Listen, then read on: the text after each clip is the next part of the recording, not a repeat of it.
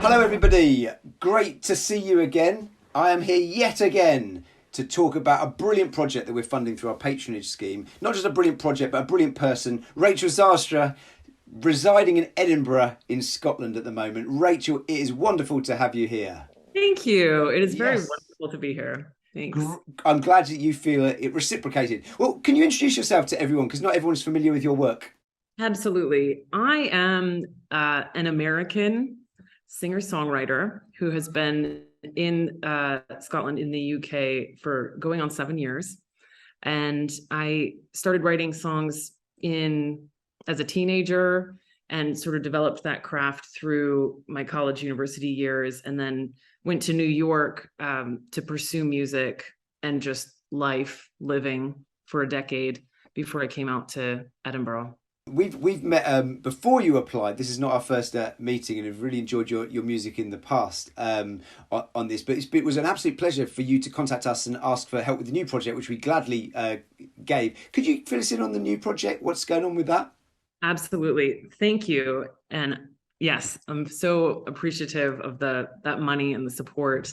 I have been kind of sitting on this project and letting it percolate slash life happens, life gets in the way, to release, record and give a proper good recording album treatment to about a half a dozen songs that I wrote in the 2 years following coming to Scotland, because that was a huge shift for me. When I came first to Edinburgh, it was kind of temporarily. It was on a visitor visa. Wasn't sure what was going to happen, and a lot of life changed with that move. Mm. So these songs, not in a complete format, but they at least partially kind of give clues to the story of that time for me. Yeah. Well, life happens is what you said. It's funny because from what I've heard of your music, I think that would be a great summary of your musical process. Life happens because you often would process. I hear processing in your music of your beliefs, yes, but also the kind of things you're going through. How has that developed over time in your songwriting? Man, so I would say in some ways it's been like a magic sort of thing to sort of hold on to. It's been harder to hold on to in recent years, and with kind of, oh, this like ages me, just like the explosion of the internet and social media. Because when I was first getting into really writing songs, I was a college student.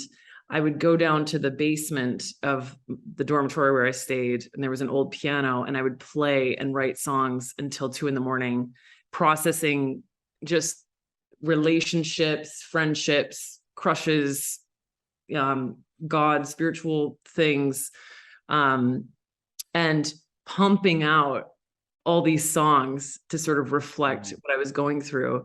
And frankly, it was easier in some ways because there just wasn't the distraction of, I'm going to go online and and surf, for a couple hours and wait to do this, or compare myself to what these people are doing over here. So it was really like very pure back in that time. Mm. And ever since then, it has been a way of sort of making sense of what's happening to me in my life, of certain longings, of certain pursuits, and just trying to make something beautiful, even when there's been kind of a real like rocky sort of branching off of Yeah, certainly. how you hope things are going to go. Yeah, no, absolutely. I mean, I think art is as an honest portrayal of who you are and what you're going through is always the most powerful. I think many artists, I mean myself included, would sometimes get so wrapped up with the audience and what do people want to hear that we produce something that's not authentic to ourselves. I mean, what would you say to somebody who said, "Look, if you just make music about what you're going through, you won't be able to connect with other people. You have to think about the audience." How would you respond to that? I mean, what I would say is if you're making music solely for the audience, somebody else is also doing what you're doing. Mm. I mean, and that's not to say that there aren't really successful, very broadly appealing artists. And that's not diminishing, what they're doing. But to me, my uniqueness and my unique perspective I saw as just kind of that's my offering. That's what I have to give. And what I have appreciated and enjoyed about artists that I've admired and that I've listened to is their own unique perspective, or just like the edge on that person's like tenor voice, or just the turn of phrase of that artist's, lyric. Those are the things that make it for me. So I figure that's the type of thing I want to make for other people, if other people are also gonna enjoy it. Yeah, I love it. It's absolutely brilliant. Finally, any details about the project? Do you know when you're going to have it, or when you're intending to have it ready and out? It's a little bit on a delay. So I'm recording it over.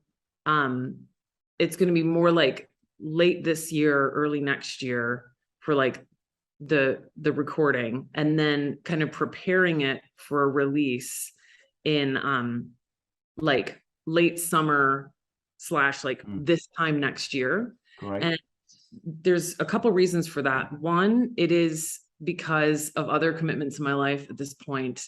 I have to give plenty of time to do it, and to do it well, and especially getting this gift from Sputnik, and wanting to just honor that and do the best I can with the resources I have. So time, that's something that I figure I have. It's funny, sometimes the older you get, you realize the more time you have to like complete something.